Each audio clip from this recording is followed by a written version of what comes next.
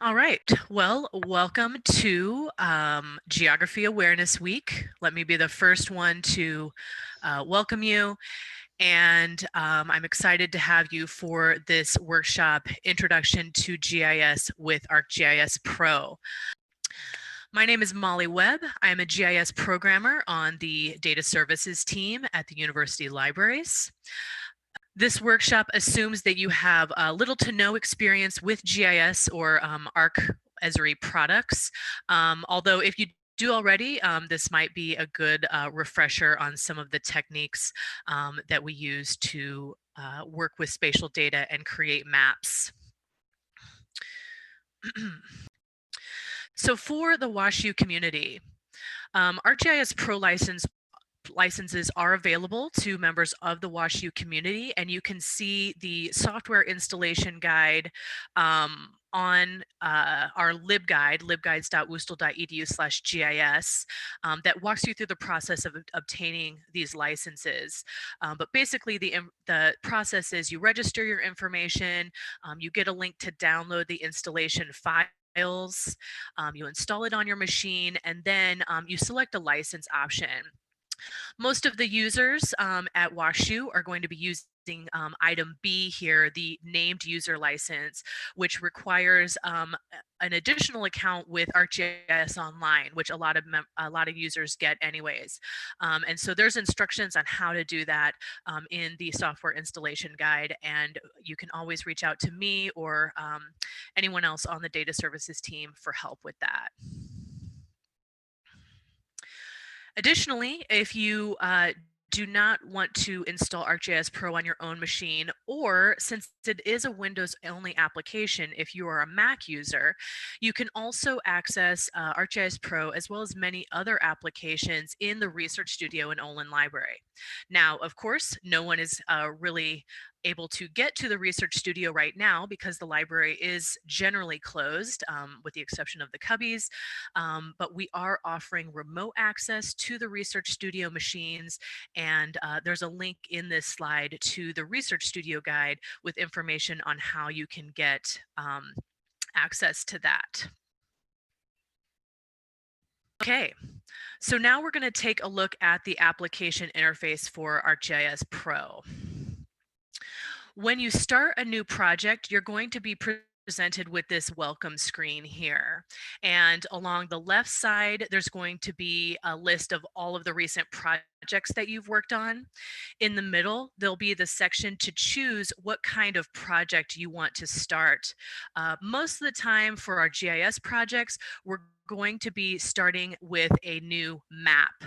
ArcGIS Pro allows the visualization of both 2D and 3D data. So if you're interested in working with 3D, you're going to choose one of these scene options, either a global scene or a local scene.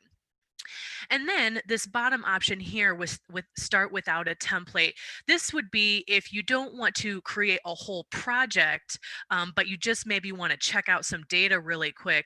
You can say start without a template, and that'll open up just a blank, not saved workspace for you to explore your data. In the upper right hand corner is your identity. And so when you are signed in to ArcGIS Online, your name and Washington University in St. Louis will show up here. And again, for most users for WashU, through ArcGIS Online is how you're going to be licensed for this application. And so chances are you will be prompted to sign in to ArcGIS Online when you open up the application. And if you download the workshop guide, there are instructions walking you through that process. When you actually load up the ArcGIS Pro application, you're going to be presented with essentially a blank map window. It's going to look a little different than this because I have brought some data into this particular window. But what I wanted to show you here was that ArcGIS Pro is all about the contextual menu items.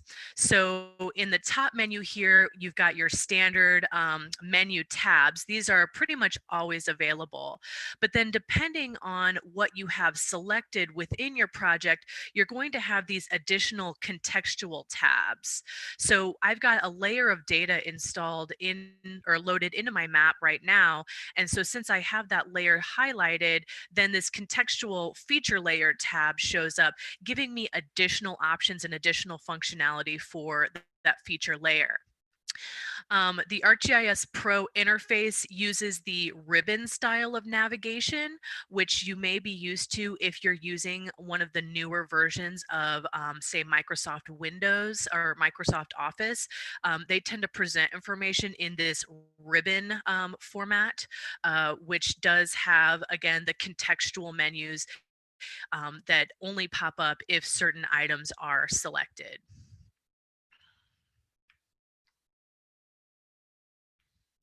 Okay, and with that, I'm going to exit out of my PowerPoint for just a moment, and we're actually going to look at the ArcGIS application. So I'm going to pull that over. Okay, so as I just mentioned, when you open up ArcGIS Pro, you're going to see a list of any recent projects on the left side, and then your identity here in the upper right hand corner, and then your chance to open up whatever template you want in the middle. So what we're going to do is we're going to open up a new map, and the important thing here is you want to make sure that you do click this yellow file folder icon and navigate to wherever you want to save this, the materials for this workshop. So I have a folder here specifically to keep all my workshop materials. So I'm going to click into that, and I'm going to click into a folder that I've created for this workshop here. So I'm going to say, okay, I'm going to save this project in this folder with today's date for ArcGIS Pro Intro. So that's choosing the folder. Then you want to name your project something appropriate. So I'm going to call this ArcGIS Workshop. And since I already have a folder called ArcGIS Pro Workshop, I'm just going to call this ArcGIS Pro Workshop Materials, ArcGIS Workshop Materials. And then I am going to keep this box checked, create a new folder for this project. So what's going to happen here is in my ArcGIS Pro Intro folder, a new folder called ArcGIS Workshop Materials is going to be created. And then there's going to be several other things that get put in that folder, which we'll look at here in just a second. Okay, so let's take a look at the ArcGIS Pro interface here.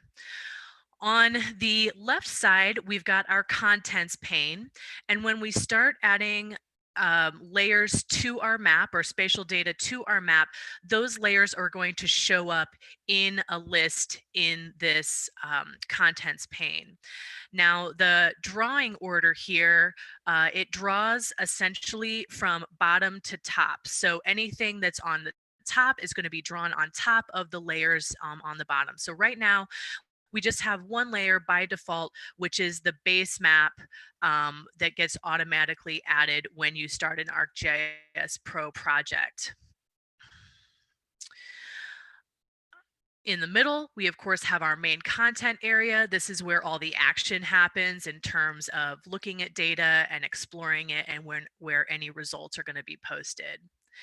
And then on the right-hand side here, we've got a pane that kind of switches out again contextually, depending on what you need. So right now, what I'm going to do is I'm going to go to View, and I'm going to click on Catalog Pane to activate the catalog pane. And so this is just a good way to kind of dock the other folders and other data that might be associated with this project. So just by default, we've got maps, which we have one map in our project right now, and that's the map that we're looking at in the content window. We have other areas for toolboxes, databases, and styles. These are all associated with our project as well. They're not something that we're going to specifically cover in this workshop, but if you are creating your own tools or working with various databases that have spatial information in them, those will come in handy. For folders, I'm going to expand folders, and I can see here that my ArcGIS workshop materials folder that I created is showing up. And when I expand that, I can see a few other things have been added by default. I've got a new geodatabase, which is a database for spatial information. And then I also have a new toolbox, again, beyond the scope of this workshop, but if you do get into creating any of your own custom tools, you can save them for your project here in this toolbox. Okay, now as we run other processes in ArcGIS Pro, the content in this pane is going to switch in and out depending on what we're doing. And so we'll see that a little bit later on. But if you do lose the catalog pane, you can either look at the tabs down here in the lower right-hand corner to get your catalog pane back, or you can go up to view and click catalog pane, and that will make it appear again.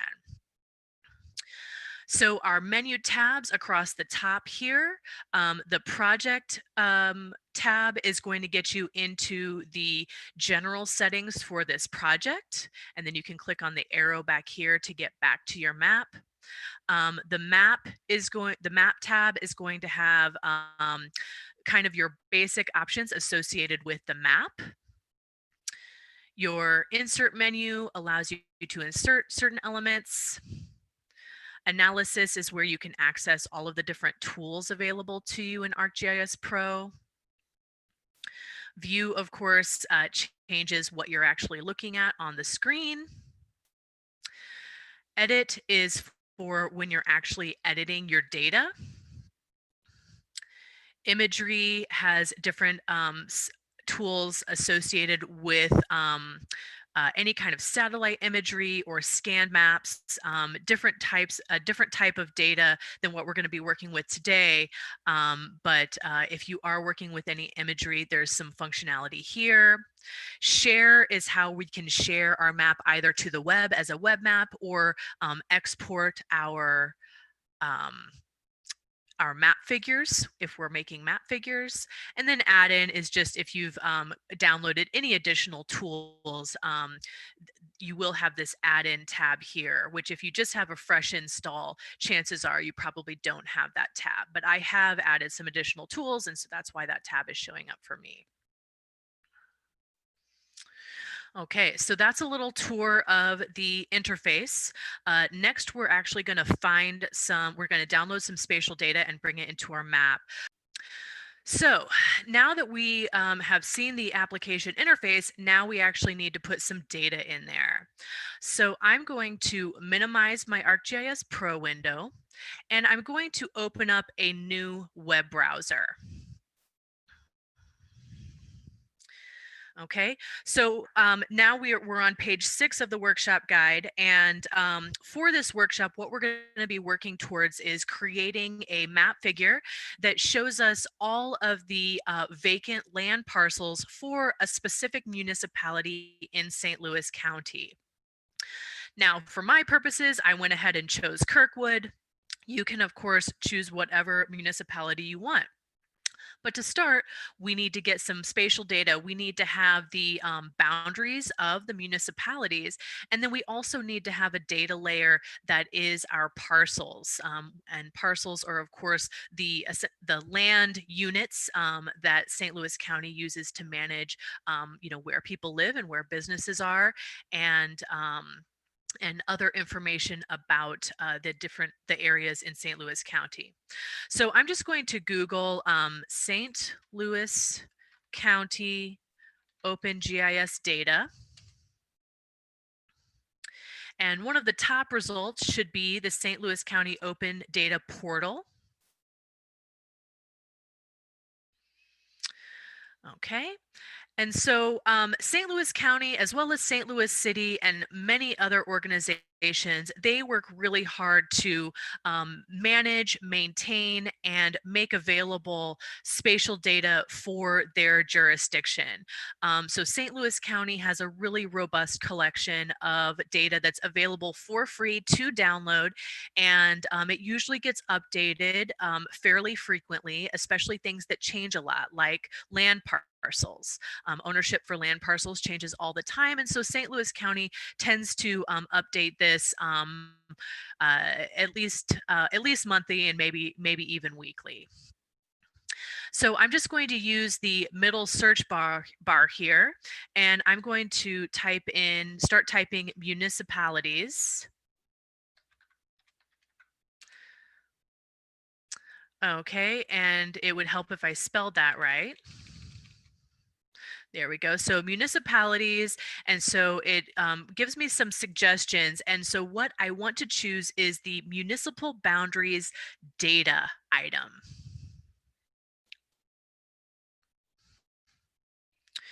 Okay, so this is the item page for the municipal boundaries shapefile or spatial data. It gives you some info, it shows you kind of a preview of what the data looks like. It gives you a list of the attributes. And then most importantly, in the right-hand side here, there's going to be this drop down um, for downloading the data. And so we're going to choose download and then shapefile. And that's going to start downloading. Next, we're going to get our parcels. So we can just go right back to the search bar here, I think. Okay, maybe that's going to be searching our actual data. So I'm just going to hit the back button to get to the search window again. And then next, I'm going to search for parcels. And so for this, I'm going to choose this item, parcels data. Okay, now since there's a lot of parcels in this data layer, it's not giving me a full preview here. It kind of just gives me a polygon of the extent. Again, it shows us all of the different attributes that we have in this data, and the download link is here. So I'm going to click download, shapefile, and that's going to get started. Now, this shapefile is kind of large, so it might take up to a couple of minutes to download. Mine downloaded fairly quickly. So that's all the data we're going to download. I'm going to minimize my web browser, and now I'm going to go back to File Explorer and go to my Downloads folder, which is where these two zip files have been downloaded here. All right, and you can see that I've downloaded this zip file before because I have 2 copies of it. So I'm going to select both of these parcels by holding Shift and clicking on parcels and municipal boundaries. I'm going to copy these and go to my workshop folder, specifically the project folder that we just created. So ArcGIS workshop materials, and then here is all of that kind of auto-generated content that ArcGIS Pro creates. And I'm going to just paste those 2 zip files right there into my project folder. Okay, now one thing to note about spatial data and shapefiles in particular is that a shapefile is not just one file. It's actually a group of files that work together. So whenever you download shapefiles from the internet, most of the time they're going to come as a zip file, and then you're going to need to unzip the file to actually be able to work with your spatial data. So I'm going to right click and go to extract all. And I'm going to choose to extract this into my workshop materials folder. It's going to want to add an additional folder with the name of the file there, but I'd rather just have everything go right into the workshop materials folder. So I'm going to click extract. Okay. And so I can see now that we have several files that all have the same name but different file extensions. Those are all going to show up in my folder.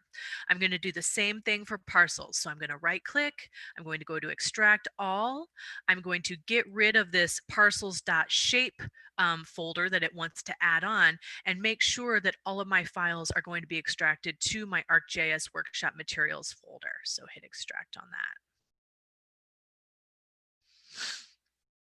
Okay, so I'm going to get rid of my zip files because I don't really need to keep those around right now since I've already expanded them.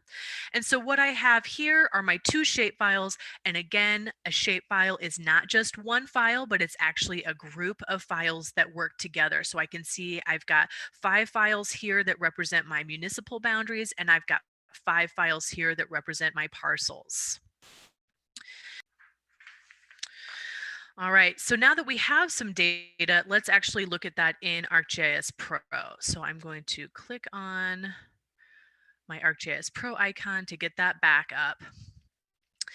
Now in my catalog pane here, I've got my workshop materials folder, but those new files that I just added are not showing up yet. What I need to do is I actually need to refresh my connection to my folder so that any new items will show up. So I just right clicked on my folder name in the folders group, and I went to refresh. Now I can see I've got 2 additional layers here for my municipal boundaries and my parcels. Now remember, when we looked at these files in Windows Explorer, we saw many different files, but then when we look at them in a GIS system, the GIS knows that all those files work together, and so it's showing them just as single files right here.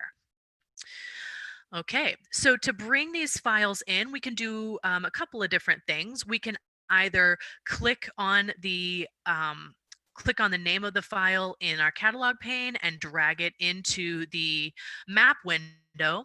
That's going to cause the map window to automatically zoom in to the extent of the file, to the extent of the spatial data in the file. So that's one way, drag and drop.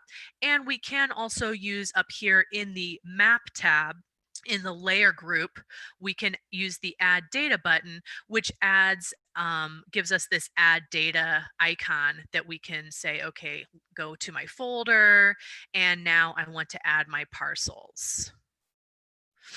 All right, so those will draw, and like I said before, there's a lot of parcels in St. Louis County, so it might take a couple of seconds for all of these to draw. We're going to work with our municipal boundaries first. So what I'm going to do is in our contents pane over here on the left-hand side, I'm going to uncheck this box next to parcels so that parcels isn't drawn anymore. We'll deal with those later. Okay.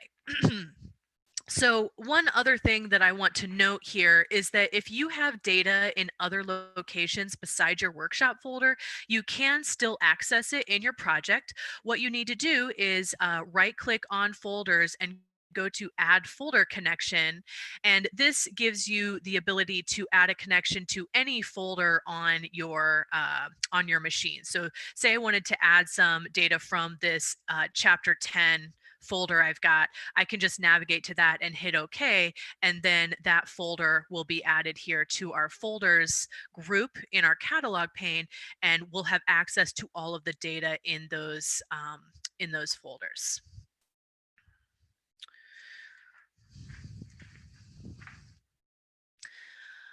Okay, so I mentioned before that when you start an ArcGIS project, it automatically adds this topographic base map to the map. If you're not keen on this particular base map, if you don't want to have a base map at all, you can always just turn it off in the contents pane. That's fine.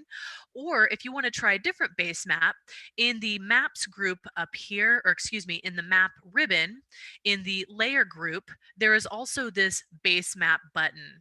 And this allows you to choose any one of the base maps that Esri has available, depending on the look and feel that you're going for your map. If you're going to be looking at different features and want to maybe do some validation, you can use imagery. If you're looking for kind of a more designed looking map, you can use one of the light gray or dark gray canvases. And there's a lot of other base maps, so you can play around with those. But for now, I'm just going to stick with the topographic one. Okay, so now that we have our data in here, let's explore it a little bit. So in the map ribbon, in the navigate group, we've got this explore button, and the explore button is kind of always active, and this is what allows you to pan and zoom around your data. So if I click and hold, the little hand grip icon shows up to tell me that I'm panning around the map. If I want to zoom, I can use my scroll wheel and either zoom in or out. Um, if you want to zoom into a specific area, you can hold the shift key and that will give you a little zoom magnifying glass icon here, and you can draw a polygon around on your map, and that will tell the map to zoom into that particular area. You can also zoom in and out using these buttons here, the fixed extent, which just zooms out at a set level every time you click the button. You can also use this globe icon here in the navigate group to navigate to the full extent of your data, which in this case is the base map. So it's going to show this kind of odd looking globe. But if we wanted to get back to where we just were, we could use these forward and back buttons here also in the navigate group to navigate back to our previous extent. Okay, so the global extent icon is going to zoom you to the extent of all the layers in your map. Also with the Explore tool, we have the ability to look at these different features. So if I just click on any one of these features here, it kind of flashes in my map extent window. And then in our pop-up pane on the right side of our screen, this gives me all of the information that this layer contains about this particular feature. So the one that I found that I clicked on was the municipality of Creve Coeur. And so we have some different identifiers here and some information about the editing and things like that. This is the information associated with that particular feature. So that's another thing about spatial data. So when we're talking about spatial data, we're actually talking about two things that work together. We're talking about the shapes or the geometries, which is what we see on the screen here. And then we're also talking about information about those shapes. So we can look at the full information for the spatial data file, for this particular spatial data file, if we look at the attribute table. So I'm going to right click on the municipal boundaries layer name in our contents pane, and then I'm going to go to attribute table. Okay, so when I do that, a table shows up kind of docked at the bottom of my screen. And this gives me all of the information for every single feature in the layer. So we can see here we've got the municipality name and a specific municipal code. And what I want to point out here is that if I click on a record in the map, oops, I'm going to use my select button here. If I select a feature in the map, then that same record is going to be selected in my my attribute table. So if I scroll down here, I want to try to find the record that's selected. And so I've got Creve Coeur record selected in my table, and then that same record is selected in my map. So again, every feature in the map is going to have a corresponding record in the attribute table, and they're linked together. So when I clicked on the Creve core shape right here with my Explore tool, all of the information that was in this record showed up just in a different way here in our pop-up. If I select another feature in my attribute table, then that feature is going to be selected on my map window. And so let me see if I can find where that is. There we go. So I've got this feature, Pacific, selected in my attribute table, and the corresponding shape is selected in my map window.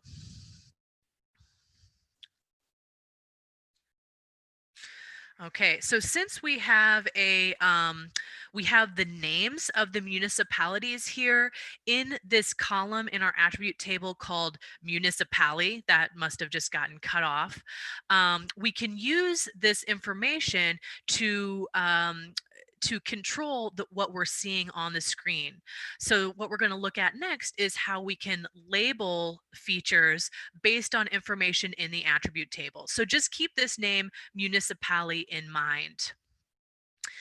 I'm going to close the attribute table for now.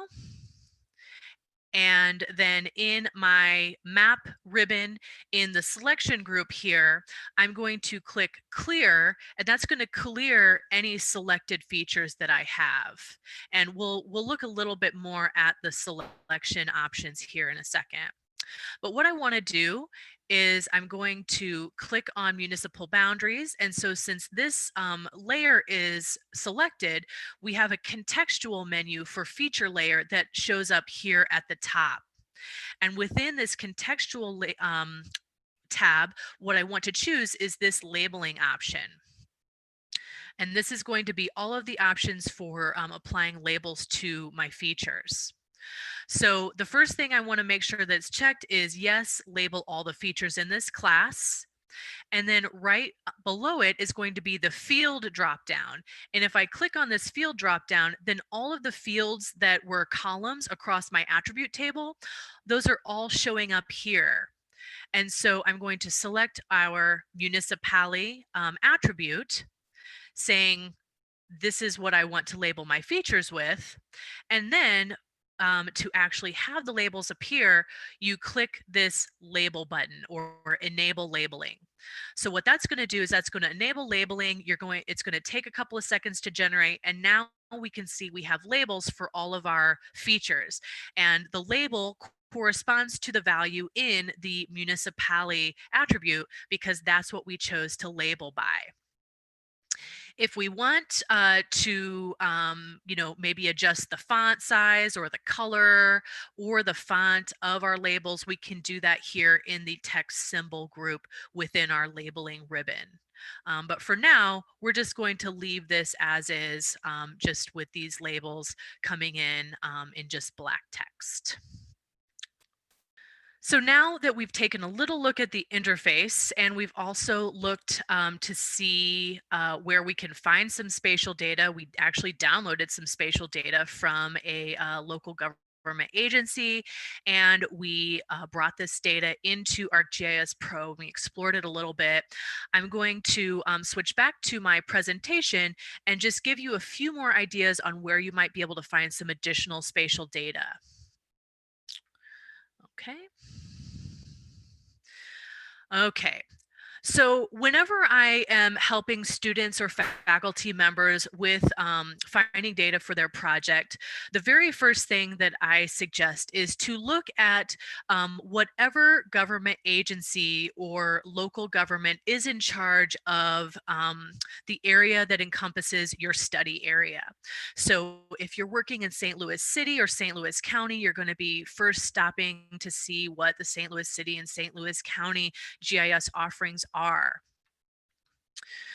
Okay, and so there's links here to the St. Louis City and St. Louis County GIS data.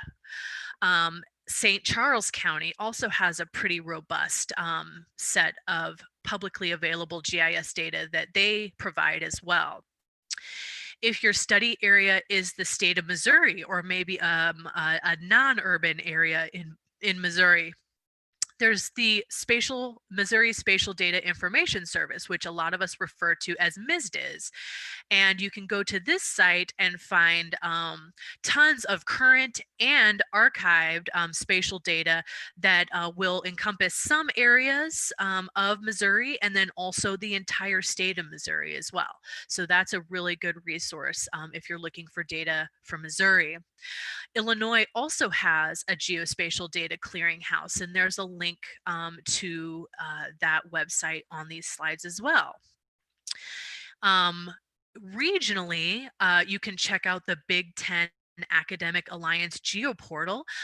That is a group of universities, Big Ten and kind of beyond now at this point. And they have all kind of pooled together all of the geospatial data that they have. And the GeoPortal is a really easy way to search and find different resources. I know that a lot of WashU users are interested in St. Clair County because we do see a lot of analysis for East St. Louis and the Metro East.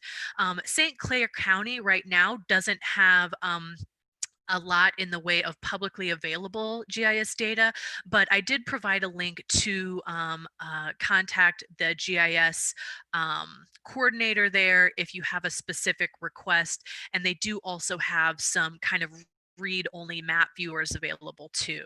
So this is kind of just a snapshot of some of the resources we have available for the St. Louis metro area and regionally beyond. Again, if you go to the research guide for GIS that I posted the link at the beginning of these slides, we have a more comprehensive list of data sources that you might want to check out depending on what you're looking for. If you're looking at data on a larger scale, so say the national scale, there's several different government agencies that provide GIS data. Your first stop really should be data.gov or the Census Bureau if you're interested in more of the human geography like demographics and things like that. The Bureau of Transportation Statistics, as well as the EPA, the USDA, and the USGS. They all put out a lot of different spatial data sets that you can explore. If your study area is not St. Louis or not at the national level, but say you're doing some GIS analysis for a different city, well, my recommendation would be to go to that city's website or Google, if you're doing Pittsburgh, Google Pittsburgh Open GIS data. And chances are you are going to find some local government agencies that have put out spatial data for that particular area. So that's my best advice, is to start within the jurisdiction of your study area and then expand out trying to find spatial data. Of course, all of us on the data services team, we are always available to help you kind of come up with some ideas as to how you might be able to find the spatial data you're looking for. And with that, I do want to just call to your attention a few resources that are available if you do want to seek some additional help for GIS. The data services team, we host open help desk hours Monday through Thursday, and you can look at those hours if you go to our website. Essentially, Monday and Tuesday are in the afternoons, and Wednesday and Thursday are in the morning. But we do also offer appointment-based support, so you can always shoot me an email and say, hey, can we meet on this day? And we'll do our best to accommodate a time that works best for both of us. Again, I mentioned the research guide, libguides.wustl.edu/GIS. So there's lots of different tutorials and guides to finding data there. And then if you're interested in doing some kind of independent training, the company that that builds ArcGIS Pro, as well as lots of other GIS applications. Esri, they have a very robust training site that offers both free and paid content.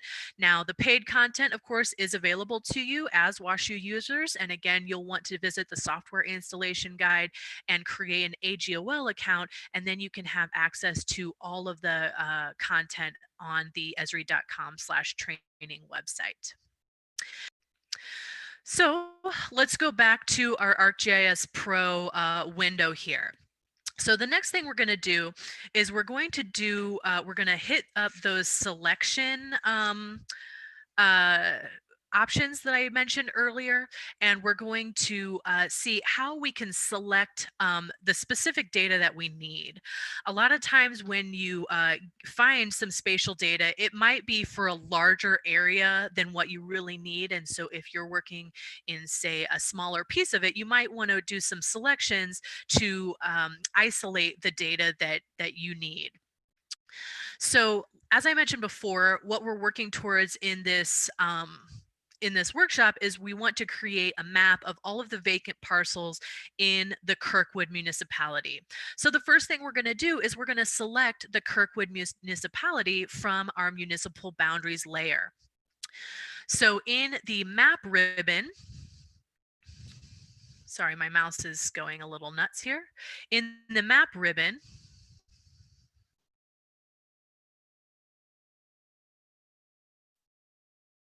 there we go. We've got the selection group here. And so we're going to choose select by attributes. And this is going to open the select by attributes window that walks us through the process of selecting features based on their values in the attribute table. So my input features are going to be municipal boundaries. And the type of selection I want to create is a new selection. And then the most important part here is building an expression that isolates the features that we want. So I'm going to click New Expression, and then I'm going to fill this in to say, highlight or select all of the parcels where the name is equal to Kirkwood. So I'm going to say where, and then click this drop down, the municipality, our favorite municipality attribute here, is equal to, and then in this drop down, all of the unique values in municipality are going to be populated into this drop down. So I can scroll down and find the specific value that I'm looking for, Kirkwood. And now I've built the expression, select all of the features where municipality is equal to Kirkwood. So then I hit apply and OK. And so on my map window, I can see that Kirkwood feature is selected. And if I open up my attribute table, I can see down here at the bottom that 1 out of the 126 features is selected.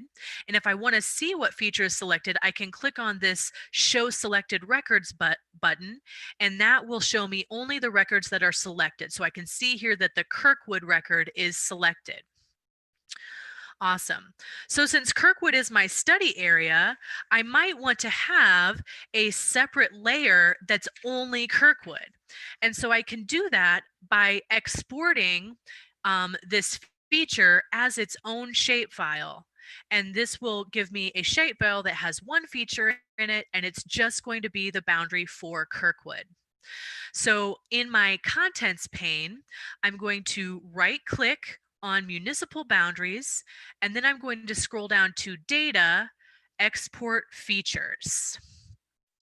Now, since the layer that I chose to export features has a feature selected, then specifically that feature is going to be the only feature that is exported.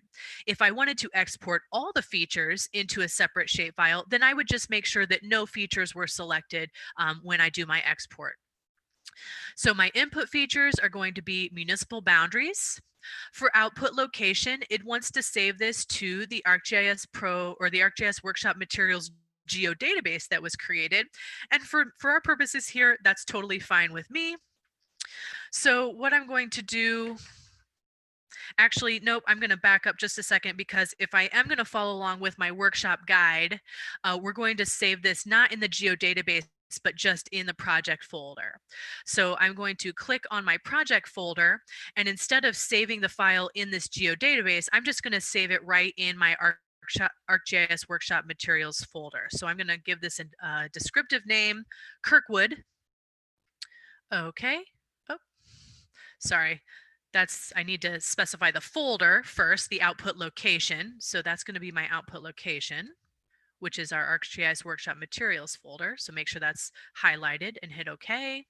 All right, so it says I'm going to save this to the output location of ArcGIS workshop materials folder. And then here is where I put the output name, Kirkwood.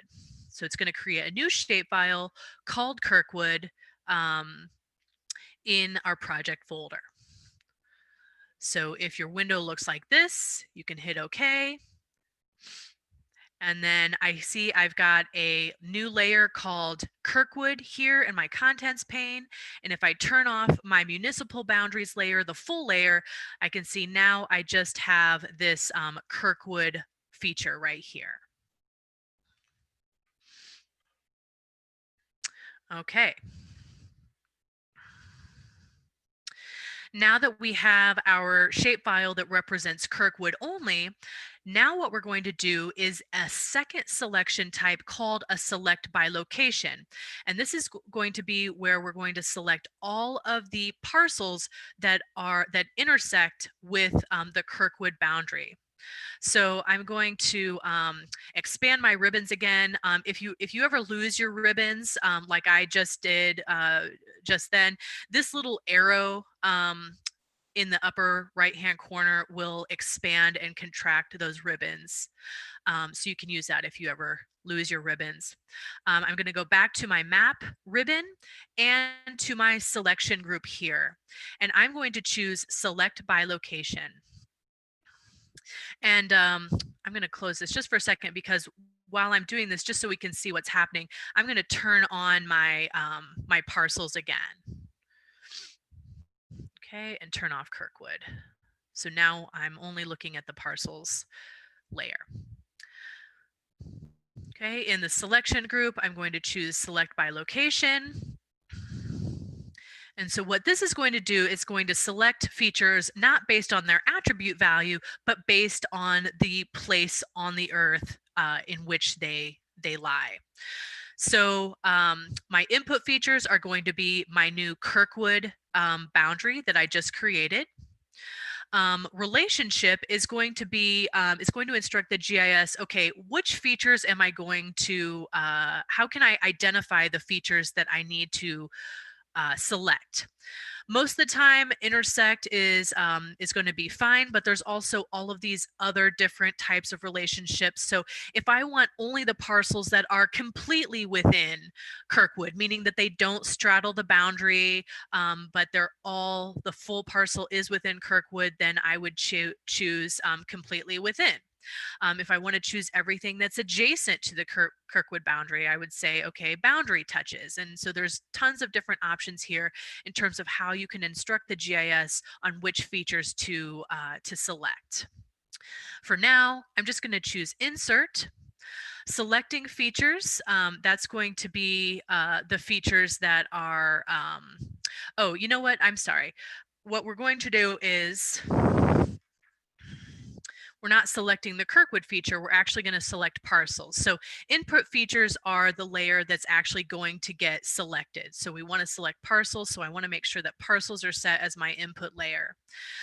Selecting features, then, that's going to be the features that the input features are going to be compared against to do the selection. And so I'm going to choose Kirkwood there. Search distance, we'll just leave this blank. We could expand a search distance if we wanted it to go kind of more beyond the boundary, but for now we'll just leave that blank. And the selection type is going to be new selection. So I'm going to hit apply. It's going to do some work to select all those features. I can see behind my window, I've got some polygons highlighted here. So I'm going to hit OK. Oops. I'm gonna hit OK. And then now if I use my Explore tool to kind of zoom into this area a little bit more, I can see that all of the little parcels now that intersected with Kirkwood are now selected. So here you can see kind of like a little cul-de-sac. And so each one of these pieces are parcels of land that people own. Okay. All right. So now that I've got all these features selected, I'm going to do the same process that I did with my Kirkwood boundary, and I'm going to export these so that they're saved in their own layer. So I'm going to right click on parcels, and then I'm going to go down to data and export features. And I'm going to do the same thing that I did with Kirkwood. I'm going to say, okay, my input features will be parcels. My output location is going to be my ArcGIS Pro or ArcGIS Workshop Materials folder. And my output name, let me make sure that I use the same name that I'm using in my guide. I'm going to say parcels Kirkwood. Okay, so I want to make sure that this name is as descriptive as I can. So these are parcels that are within Kirkwood. And then I'm going to click OK.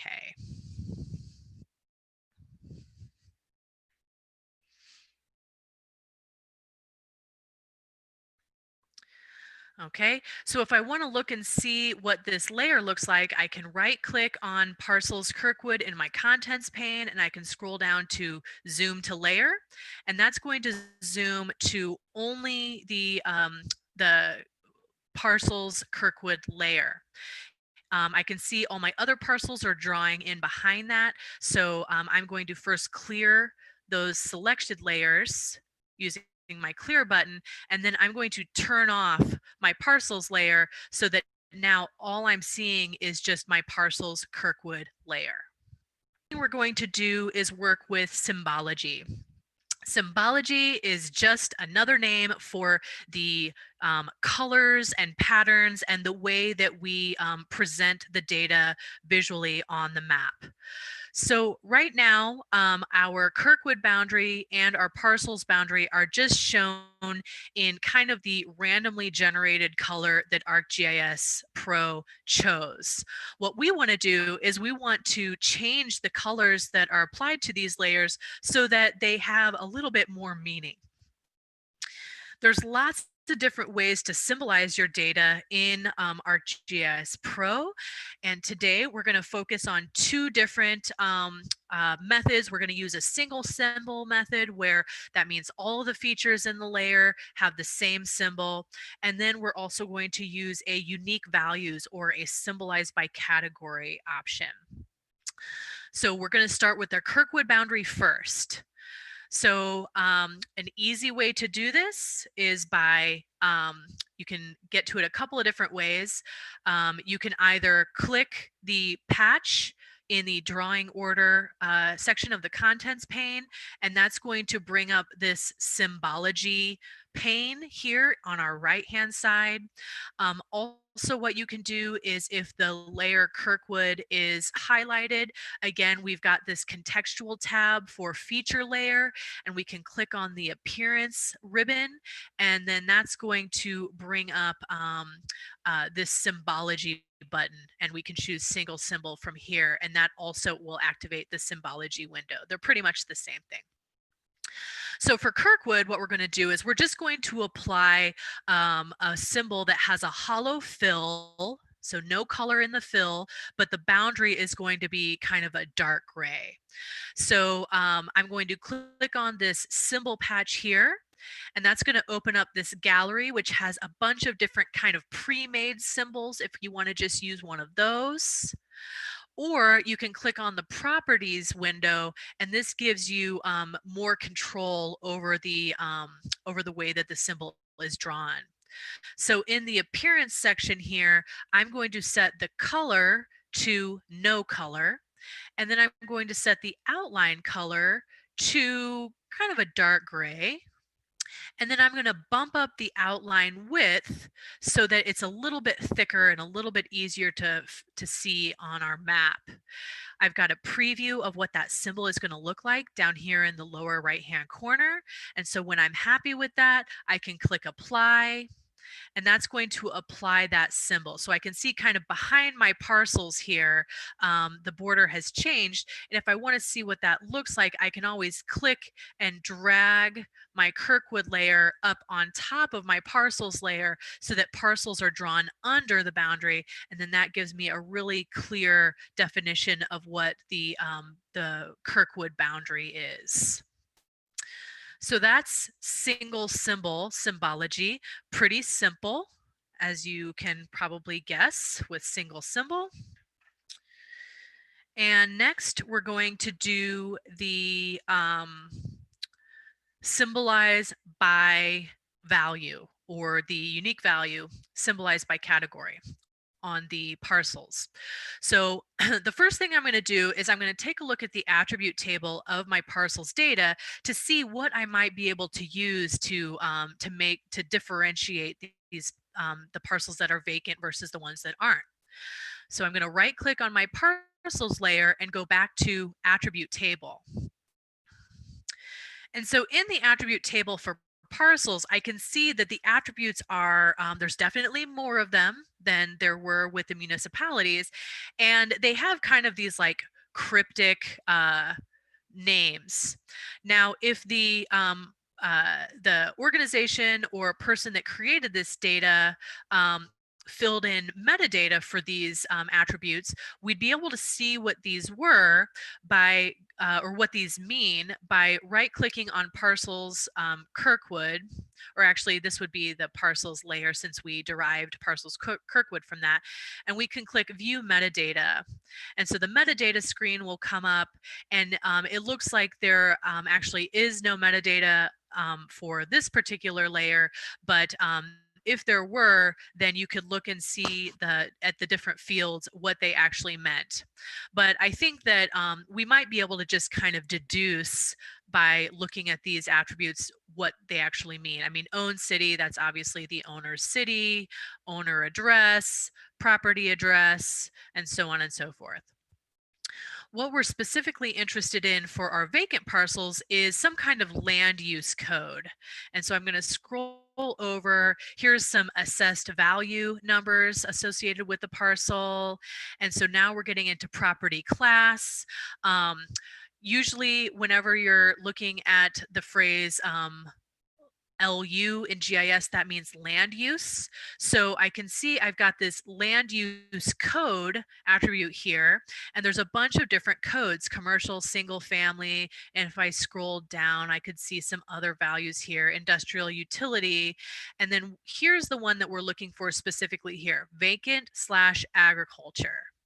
Okay, so what we're going to do is we're just going to isolate all of these parcels that are set to a land use code of vacant agriculture, and we're going to call those our vacant parcels. Okay, so let's remember LU code is the attribute that we're looking for here.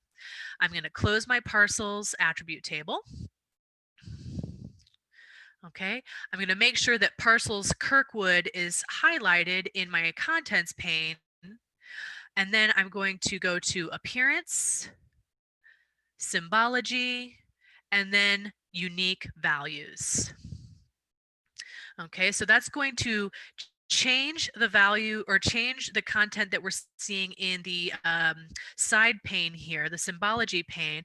And I can also see that all of the parcels now have been, in my map window, have been given this kind of gray symbology because we haven't yet set the attribute that we're using to do our symbolization yet. So let's do that now.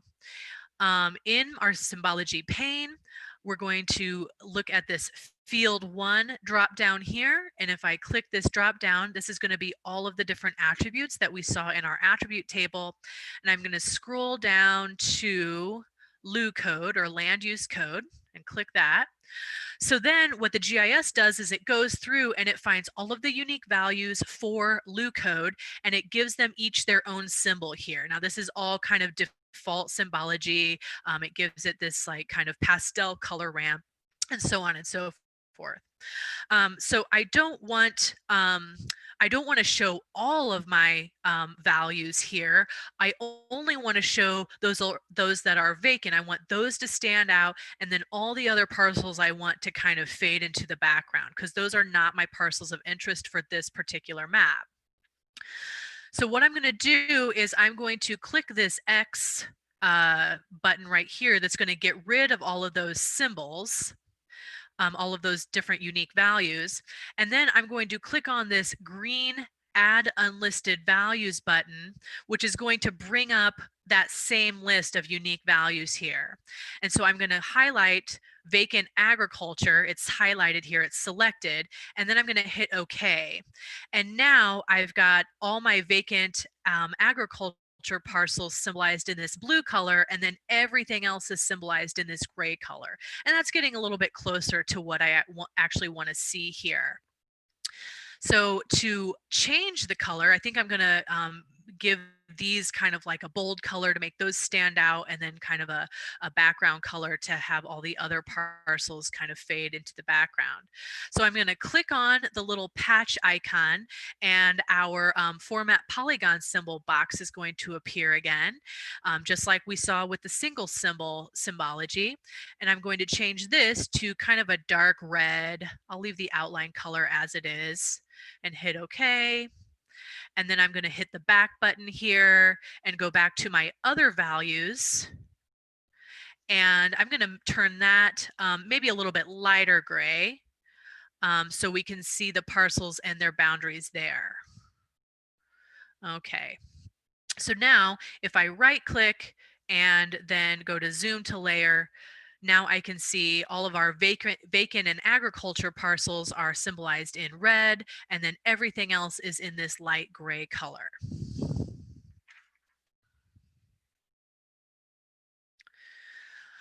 Okay, so finally, what I'm going to do, now that I have my parcels symbolized the way they want, is I'm going to do a little bit of organization in my catalog pane. So again, I can either click on catalog, this little tab down here at the bottom, or I could click on view and catalog pane up here at the top, and either of those methods is going to have my catalog pane appear on the right hand side of my screen. So in our maps group here, I still have this map called map, and if I wanted to create more maps within this project, it would give me like map 1, map 2, map 3, and I want to be a little bit more organized about the way that I have my maps labeled. So I'm going to right click on the map in my maps group. I'm going to go to rename, and I'm going to rename this Kirkwood vacant. So now I know that this map is Kirkwood vacant, and my map tab reflects that same name here. Now, one tip that I can give you when you are renaming stuff in the catalog pane is that when you go to rename and then you type in your value, you do want to go ahead and hit the enter key, and that is what is going to cause that change to happen. I've definitely experienced some frustration trying to get that to work before. We're going to move on to the next step, which is to actually prepare our map. So when you're working in ArcGIS, you might spend kind of a lot of time exploring data and figuring out what you want to show and what you want to leave out. But eventually, you're probably going to get to a point where you're going to want to share your work, either in a report or a presentation, or maybe just a PDF handout that you're going to give out. And so we need to have a way to create a nice looking map, and then also export it out to another file. Okay, so in ArcGIS Pro, we have our different maps, and then the way that we prepare those maps to become actual maps is we create a layout. So what I'm going to do here is I'm going to create a new layout that's going to be our layout showing the vacant the vacant parcels, so essentially the content in this map. I'm going to go to Insert up in the top. That's going to activate the Insert ribbon. And then I'm going to go to New Layout. And this lets me choose whatever page size I want. There's lots of different pre-formatted page sizes, or I could do a custom page if I wanted to. But for our purposes here, I'm just going to choose this simple letter layout. So after I add that layout, I can see that now my content window has switched to this layout pane, this layout tab. And then also in the catalog pane, I now have this layouts group that was just added to the catalog pane. And within that layouts group, I've got this layout called layout. So this layout here is the same as the layout we're seeing here in our main content window. Okay, and so now that we have our blank layout, now we can start to add our different elements. Now, of course, the most important element that we need to have is our actual map content. And so within a layout, any maps are going to show up within a map frame. So in the insert ribbon here, I'm going to find the map frames group, and I'm going to click on the map frames drop down. All right, so I've got two options here associated with our Kirkwood vacant map. I've got the default extent, or I've got essentially the last extent that I was at, which was when I zoomed into Kirkwood, it put me at about a 1 to almost 40,000 scale. So I'm gonna choose that one. Okay, so that's the active map frame that I have right now. And I can see my cursor has turned into kind of this plus symbol with a little rectangle next to it. This tells me that it's ready to draw the area where my map is going to appear. So I'm just going to click and drag approximately the rectangle that I want my map to show up in. And then now that I have that map frame, my map, Kirkwood Vacant, is showing up in my window. And I'm just going to, sorry, my mouse is a little sensitive, so my map is kind of moving around a little bit.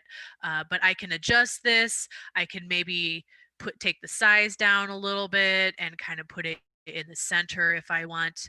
So something like that, depending on however you want that map to look. All right, so if I feel like maybe I want to change the extent of my map a little bit, I can do that by activating my map again and then adjusting the extent. So if I click on my Kirkwood vacant map over here in my contents pane, a layout group shows up and there's this activate button. So what this does is this now makes my map active, so any adjustments I want to make to my map itself, I can do that here. So say I want to zoom out a little bit, I'll just use my fixed extent button and zoom out. Maybe I'll zoom in a little bit more, kind of get that to how I want. And then I can go back to the layout and click close activation. And now my map is kind of locked in to where I want. Okay, so I've got my main content window, but now I have to add the other really important elements of any map. And those include a title, a legend, a scale bar, a north arrow, and then map credits. So who made this map, where we got our data, so on and so forth. So let's start off with adding a title. Okay, so what I'm going to do is I'm going to make sure that I am in my insert. So with my layout active, I'm going to click on my insert ribbon, and then over here in map surrounds and in graphics and text, this is where those map elements are going to come from. So for a title, I'm just going to use a simple text box. So in my graphics and text area here, I'm going to choose the upper me, upper left icon, rectangle text. So again, now I've got my cursor is a plus sign that has a little rectangle with an A in it, indicating that I'm going to add a text box. And I'm going to click and drag approximately where I want to add my text. Now I can see that the word text is really tiny down here or up here in my text box. And since my text box is selected now, I have this contextual tab, text, that showed up. And so I can click format, and this is going to let me adjust the size and font and color of my text. So since I can't see text very well, I'm going to go ahead and bump that up to 24 points or maybe even higher if I want. But let's call this vacant parcels in Kirkwood, Missouri. And maybe I'll bump up the text just a little bit more.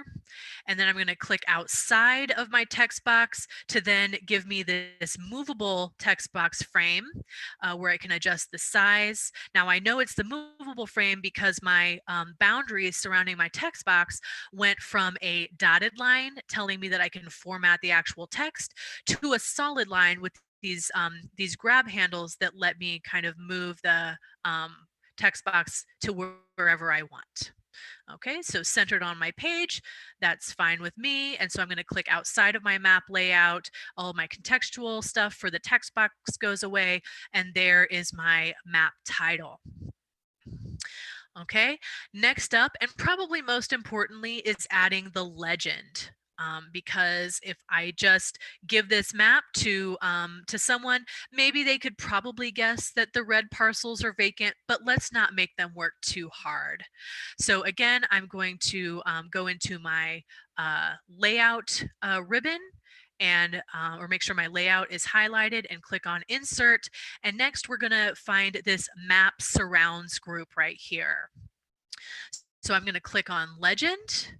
And then again, I've got my little plus sign for my cursor. And so I'm going to click and draw a little polygon, and that's going to automatically populate a legend into my map. Okay.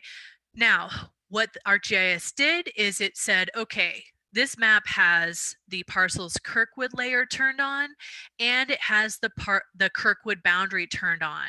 The other layers, even though parcels and municipal boundaries are in my map, they're not turned on right now, and so I'm not going to include those in my legend, which is fine. We don't need to have all those other layers in our map because they're not really relevant to this specific area that we're looking at here.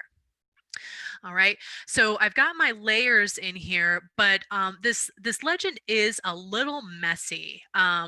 You know, the name Kirkwood is lowercase. I've got this parcels Kirkwood header in there. I've got Lu code. I wouldn't think that the average map, the average reader may know what Lu code is, so I need to make sure that I clean this legend up and make it clear as to what my map is showing. Okay.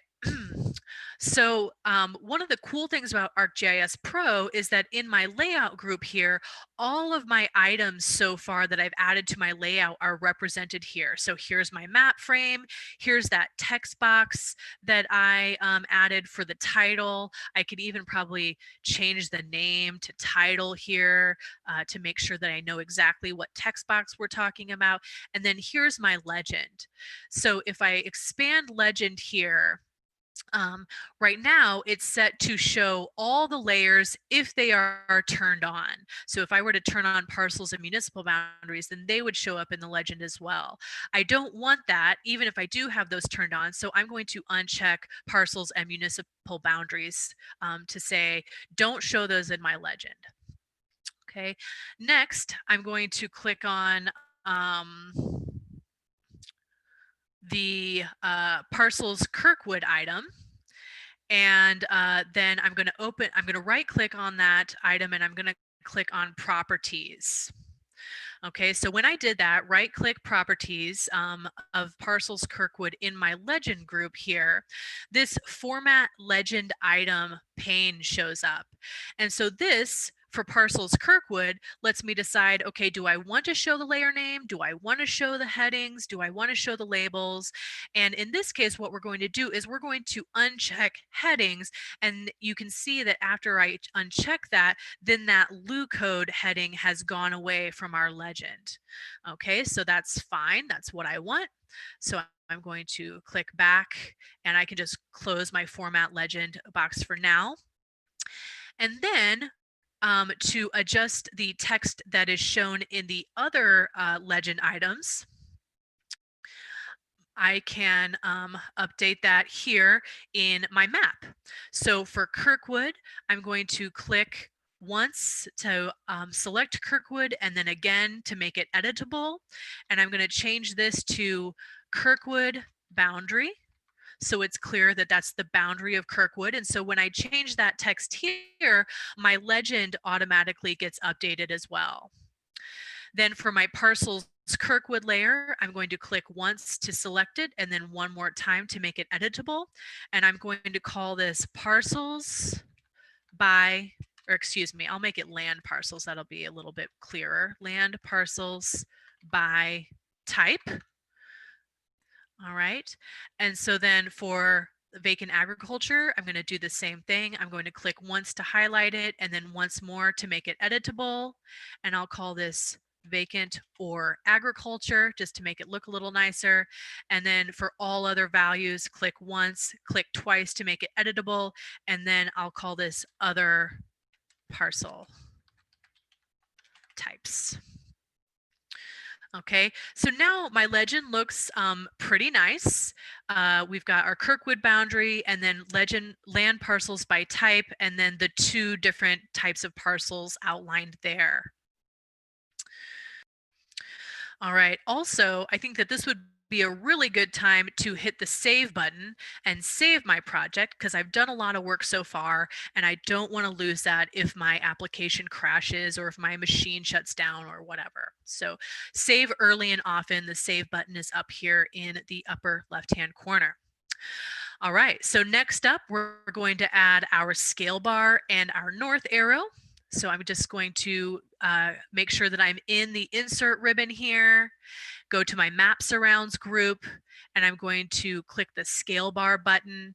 And here's a lot of different types of scales that we can use. We can also load some more here by going to the more option. And so I'm just going to choose just this simple one, this single division scale bar. And again, it gives me the little plus sign. It's going to let me choose where I'd like to put my scale bar. And I'm going to click and drag a little section in my, the lower portion of my map. Now, in terms of how you want your scale bar to look, this is often up to personal preference. But what I like is to have a nice, simple scale bar with whole numbers if possible. So I can just click and drag this over a little bit. So now my scale bar is just showing 1 mile. And I can adjust that a little bit so that it shows up in the right spot for me. There we go. So 1 mile. And then just of note, if I were to zoom in and out of my map a little bit more, my scale bar would reflect that, that change in scale. My window has gotten a little small here, so I'm just going to go to layout and I'm going to click on this full extent button here in layout to make my page larger again on my screen. Okay, so that's our scale bar. I'm going to go back into my insert ribbon and grab a north arrow. So again, in the map surrounds group, I'm going to click north arrow and I'm just going to choose just the first option here, the first north arrow. And I kind of like to have my north arrow on my map. So I'm just going to kind of move that on my map and move it over to this blank spot right there. So there's my north arrow. And then finally, I need to add my map credits, which typically is, you know, the author of the map, maybe a date in which it was created, and then any data sources that you used. Okay, so I'm going to use my text box again in the same way that we did with the title to create those map credits. So I'm going to go up to my graphics and text group. I'm going to click rectangle text, and then I'm going to draw an area here where I'm going to add my text. Since I have my text box highlighted here, I've got this contextual menu for text. I'm going to click on format, and I'm going to bump up that text size just a little bit so I can see what I'm doing when I edit it. So I can just say something like map by Molly Webb. I'll give it a date, November 2020, and then very important, I'll say data, and then I got that from St. Louis County, so I'll say data from St. Louis County. Okay, and then once I'm done editing, I can click outside of the text box to make it movable, and then kind of drag that to however I want. If I want to change the orientation, then I can just manipulate that with the different options here in my format pane. Maybe I want to make this, a different Times New Roman or something like that. Okay, save my map. And let me zoom out and see how it looks. Okay, in my mind, well, this could probably be scooched over a little bit. So I'll do that to kind of line it up. But other than that, that looks pretty good for me. I think I'm ready to export this into a format that allows me to distribute it. And in this case, what I'll do is I'll just export this as a full PDF. Say I'm going to pass this out at a Kirkwood City Council meeting or something like that. So the tab that I'm going to use for this operation is our share tab, or our share ribbon here. Okay, so there's a bunch of different options here, but what I want is the layout export button. There it goes. And this opens up the export layout pane over here on the right-hand side. And this gives me all of the different options that are available to me for exporting my map. So for file type, I can use these different file types here. If I'm going to be using it in a PowerPoint or something, I might want to export it as a PNG or a JPEG.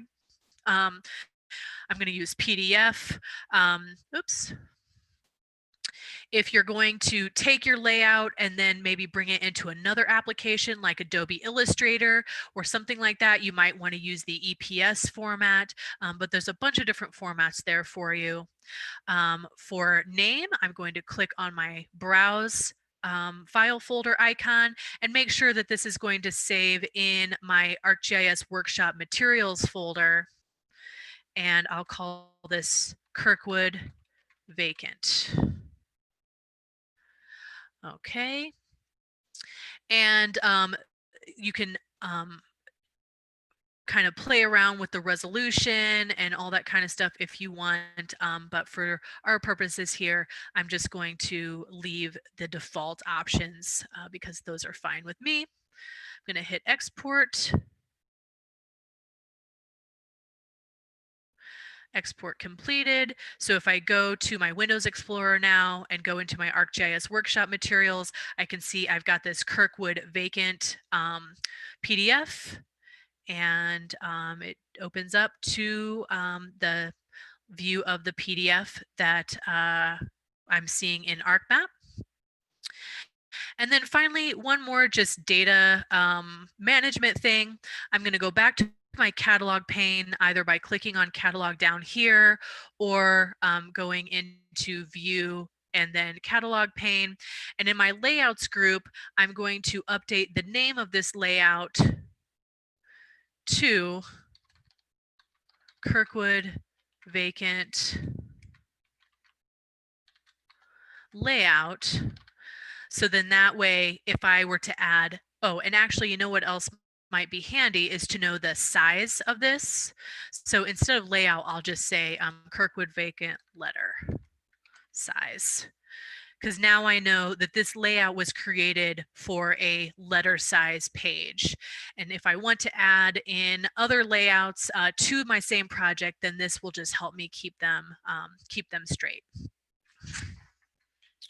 So I'm going to close my layout for now and go back to my Kirkwood vacant view. It's nice knowing that these are the vacant parcels in Kirkwood, but what if I wanted to know the percentage of parcels that are vacant versus not in my study area here?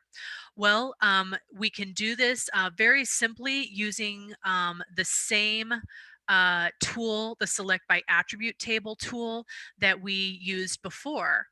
I can, in my map ribbon, I can say Select by Attributes, and my input roles are going to be my land parcels by type. I want a new selection, and then I can use that expression box to say, select all of the features where my LU code is equal to vacant agriculture, and hit apply. And so now all of my vacant parcels are selected. And if I want to know how many, I can look down here. This tells me, okay, I've got 526 vacant parcels. Or if I want to look in my attribute table, down in the lower bar, it says, okay, 526 of 12,300 parcels are selected. So that gives me a percentage of the parcels that are vacant. So not only can we use selection to isolate layers, but we can also kind of answer questions by doing selection operations as well. And then the final thing that I will add, because often students or other users will want to know, okay, I got this GIS data in shapefile format. Now I want to export it to a file format that I can use in some other application, whether it be AutoCAD or Rhino or even Illustrator.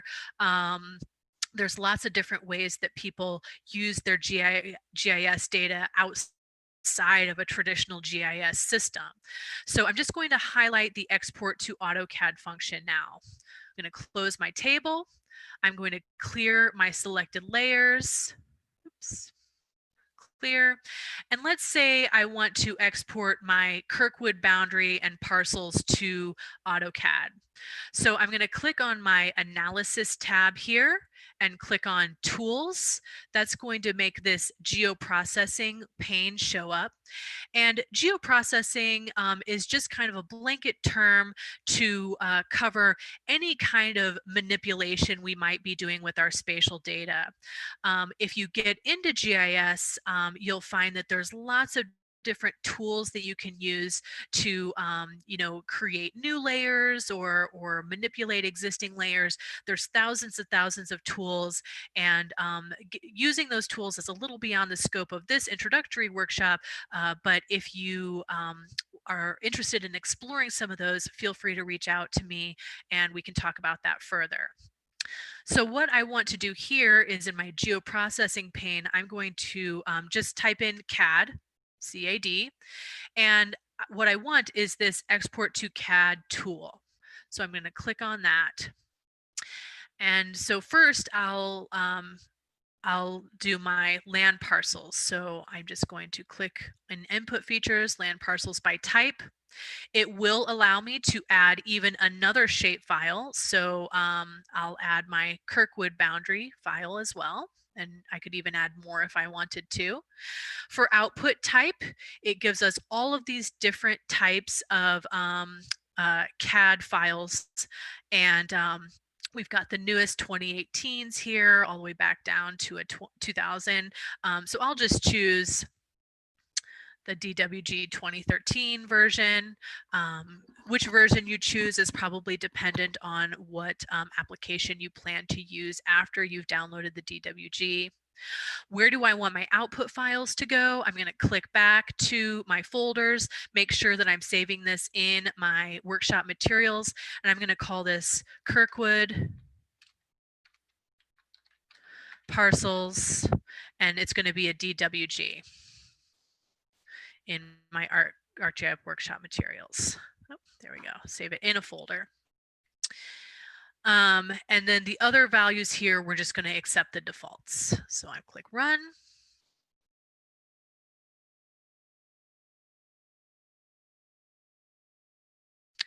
And it might take a few minutes because we've got a lot of parcels here.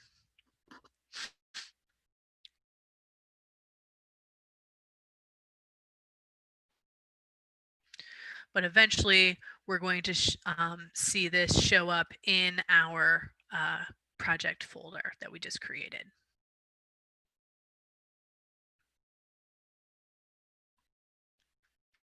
So that's working. One thing I'll note while I have my File Explorer up is you can see I've got all these lock files here that have appeared. This is just indicating that this particular shapefile is in use by an application. And so the ArcGIS Pro application puts a lock on this file. Okay, so now if I look, try to find my, here we go. So here is my Kirkwood parcels DWG and an XML file that goes along with it. And I can see that the file has also been added to my map window. And so we've got Kirkwood vacant, and then here are the point, polyline, and boundary files. Oops, what's this? There we go, that are in my DWG, because you can also view DWGs in ArcMap as well. So thank you very much for your time this morning, and happy Geography Awareness Week to all of you. Thanks a lot.